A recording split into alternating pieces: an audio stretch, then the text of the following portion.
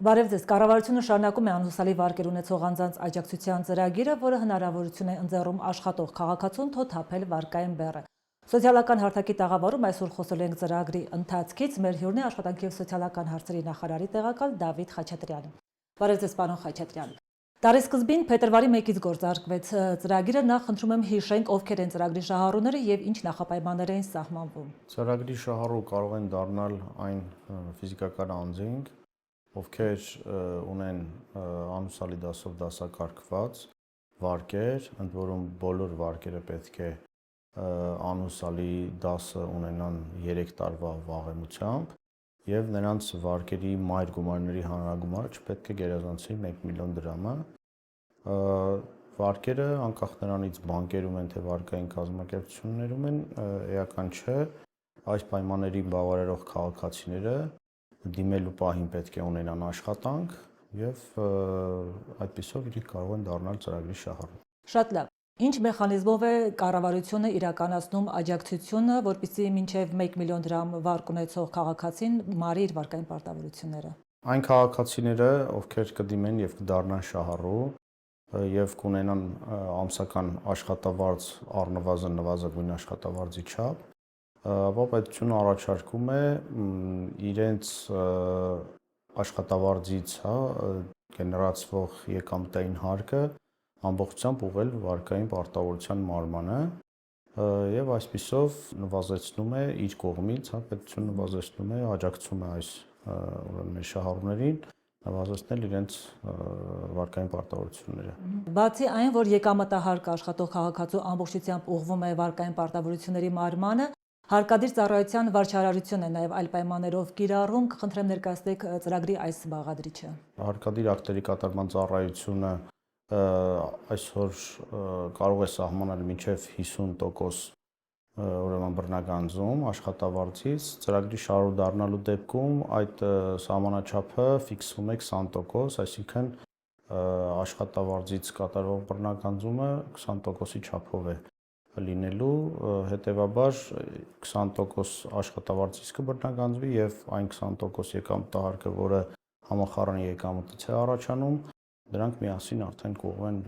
վարկային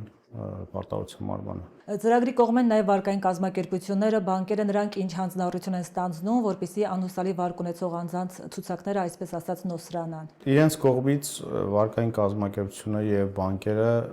ստանձնել են հանձնառություն, համաձայն որի տույժերը, տուգանքները, որոնք կուտակվել են այս տարիների ընթացքում, չմարված պարտավորությունների գծով նրանք ունեն հանձնառություն 80%-ով ներել այդ պարտավորությունները եւ սա կարծում ենք էական ձեռք մեկնում է նաեւ մեր գործընկեր բանկերի եւ վարկային կազմակերպությունների կողմից, ինչը էապես կթեթևացնի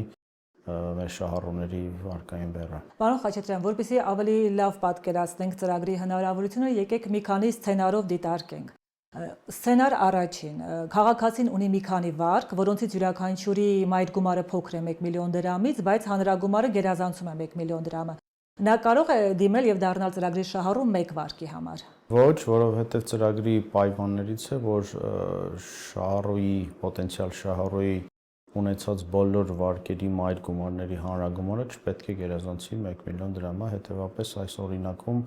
անձը չի կարող դառնալ շահառու։ Սցենար երկրորդ դիտարկենք, ունի 1.5 միլիոն դրամանոց վարկ, կարող է կես միլիոն դրամը ինքը մարել եւ մնացորդային 1 միլիոնի համար դիմել եւ դառնալ շահառու։ Եթե բոլոր վարկերի մայր գումարների հանրագումարը գերազանցում է 1 միլիոն դրամը, ապա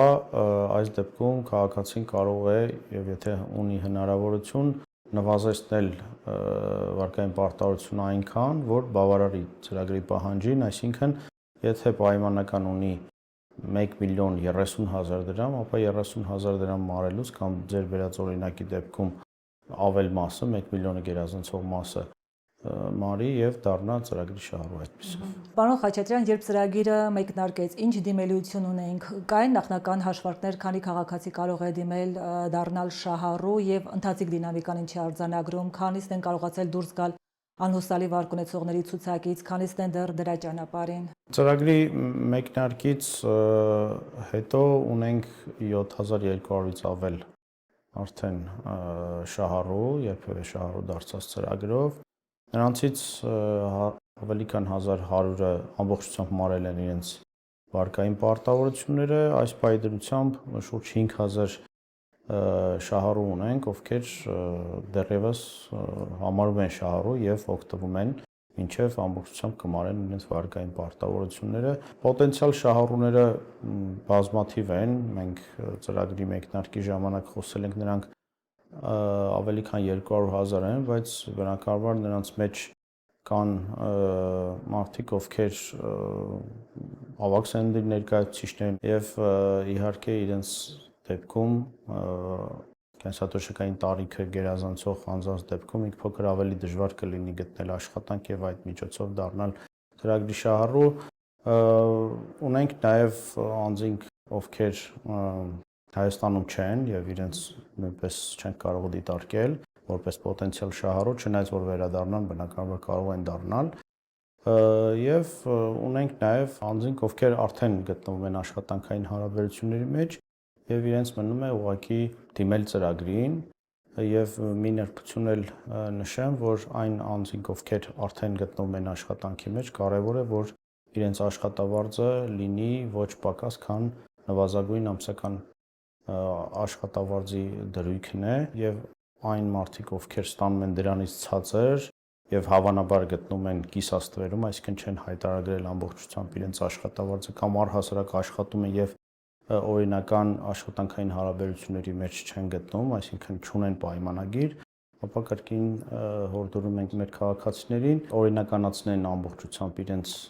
իրական եկամուտները եւ այդպիսով կարողանան լիարժեքորեն օգտվել այս ծրագրից։ Եվ ընթացքում ծրագիրը նաև վերանայվեց, շահառուների ցանկը ընդլայնվեց, ինչ նոր պայմաններ սահմանվեցին եւ որ խմբերի համար։ Ի սկզբանե ծրագրի շահառու չէին կարող դառնալ այն քաղաքացիները,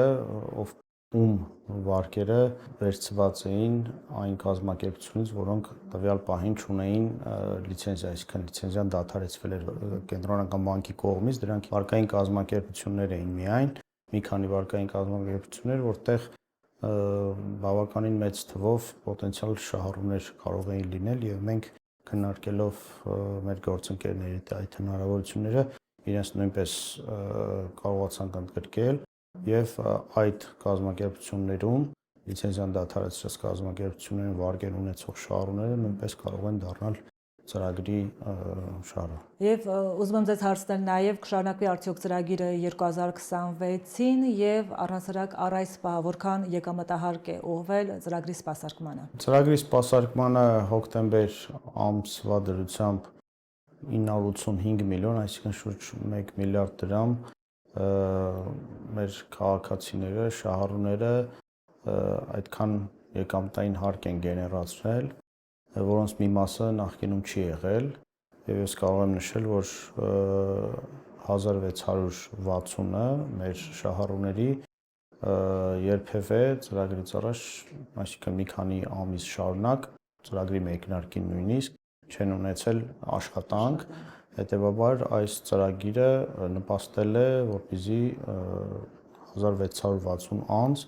իրենց օրինական եկամուտներով կամ գտնել աշխատանք կամ օրինականացնելով եկամուտները դառնան ծրագրի շահառու եւ մարել իրենց վարկերը։ Շարունակականության հետ կապված ներկայումս քննարկումներ են տեղի ունենում, միգուցե որոշակի ժամկետով